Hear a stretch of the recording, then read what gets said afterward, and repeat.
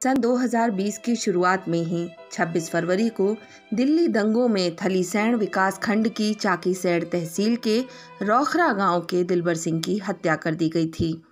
दिलबर सिंह परिवार का अकेला कमाने वाला व्यक्ति था जो अपने परिवार का भरण पोषण कर रहा था। अमेरिका के 2 उत्तराखंडी प्रवासी संगठनों Uttaranchal association of north America और उत्तरांचल मंडल ऑफ अमेरिका द्वारा दिवंगत दिलबर सिंह के पिता गोपाल सिंह को 7 लाख रुपए की आर्थिक सहायता भेजी गई है।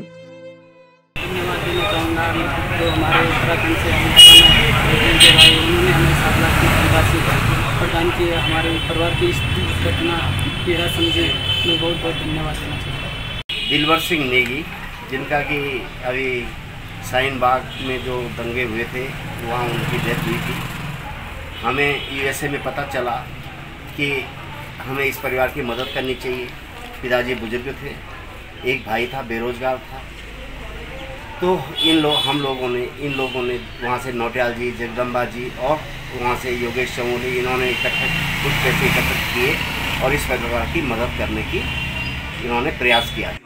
अमेरिका में रह रहे प्रवासी उत्तराखंडियों द्वारा यह आर्थिक सहायता दिवंगत दिलबर सिंह की कमी तो पूरी नहीं कर सकती, पर निश्चित रूप से उनके परिवार के जीवन यापन हेतु महत्वपूर्ण साबित होगी।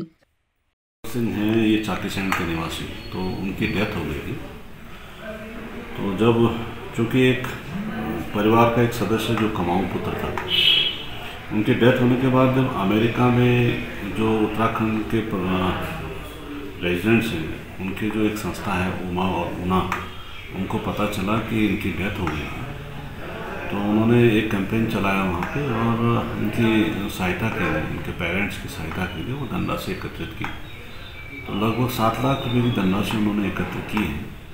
तो चाहते थे कि जिलाधिकारी के माध्यम से उन लोगों को एक सूचना चली जाए और वो धनराशि उनके पिताजी के अकाउंट में ट्रांसफ़र कर दें। तो आज उसी के तहत दिलबर सिंह के भाई को यहाँ बुलाया गया था, तो उनको एक सहमति पत्र यहाँ से दिया गया है और आज ही उनके अकाउंट में लगभग 7 लाख रुपए वो ट्रांसफ़र कर देंगे। तो जो उमा और ऊना जो संस्था है, अमेरिका में रहते भी, विदेश में रहते अपने लोगों के लिए कुछ चिंतित है, सबसे पहले मैं उनका आभार व्यक्त करना चाहूँगा।